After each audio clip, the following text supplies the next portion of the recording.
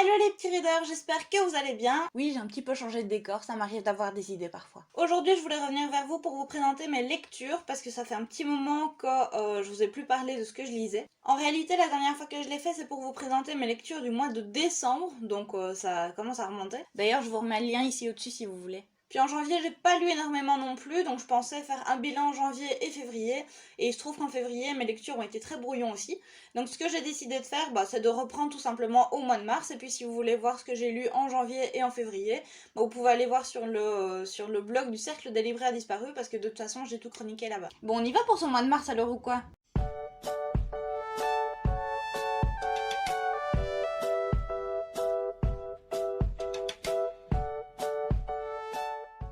J'ai commencé le mois de mars avec un livre qui m'a été envoyé par les éditions Archipel, que je remercie énormément.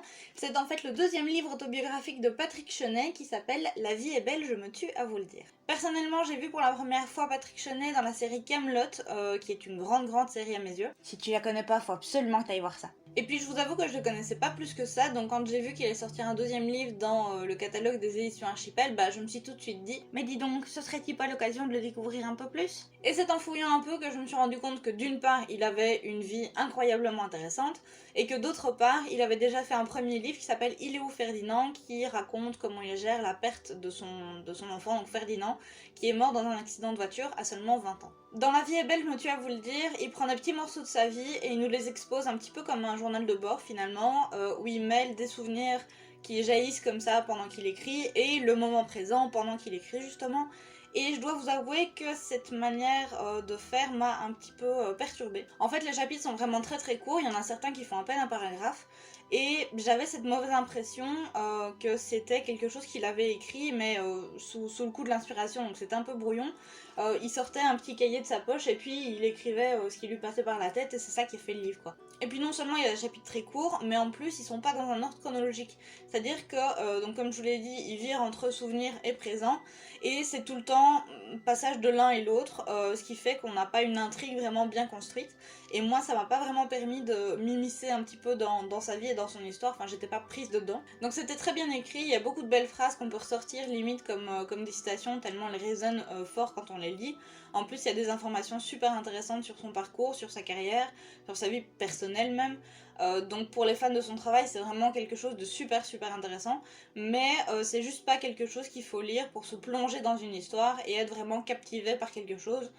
Juste ça. Ensuite j'ai continué sur de la non-fiction avec Classique de Redek et Pierrot de la chaîne YouTube Le Moc, publié chez Albin Michel. Je vous en ai déjà parlé aussi dans ma vidéo sur la vulgarisation littéraire, donc si jamais ça vous intéresse, je vous la remets de toute façon en haut comme d'habitude. Donc je vais pas m'éterniser là-dessus, je vais vous dire que c'est un super ouvrage qui met en lien à travers 18 conversations la pop culture et les grands classiques de la littérature pour nous montrer que à travers les questions qu'ils posent, même si ça fait longtemps qu'ils ont été écrits, les classiques de la littérature sont toujours d'actualité. Et ça vaut vraiment le coup de découvrir leur travail en général de toute façon parce qu'ils sont juste géniaux. Et j'ai enfin terminé par de la fiction avec un livre super cool qui s'appelle Les Sémiféras. Donc là c'est le tome 1, c'est Découverte d'un monde de Marie Ramirez Martinez aux éditions Baudelaire, que je remercie énormément parce que ça aussi c'est un service de presse. Je vous en ai déjà un peu parlé dans mon vlog de marathon de lecture que j'ai fait il y a pas si longtemps que ça.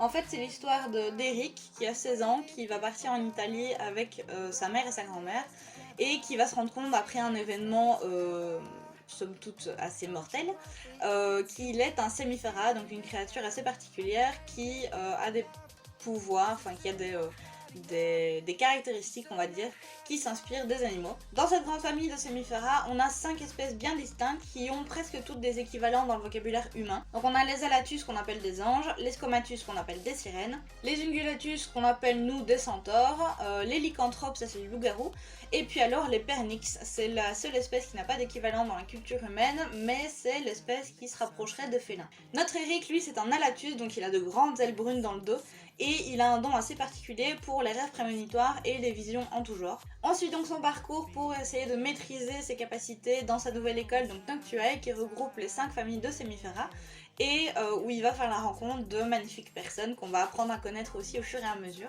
Alors je vous le dis tout de suite, il n'y a pas énormément de choses qui se passent dans ce premier tome. L'auteur a d'abord voulu, je pense, en tout cas c'est comme ça que je l'ai ressenti, présenter tout ce qu'il fallait présenter, tout placer au niveau des règles du monde, etc. pour après introduire l'élément perturbateur correctement. Donc il y a un peu d'action aux 2 tiers du bouquin, on sent qu'il y a un danger qui arrive, on sent l'intrigue se construire, je veux dire, pour la suite. Mais il n'y a pas vraiment énormément de choses à retenir au niveau de l'histoire.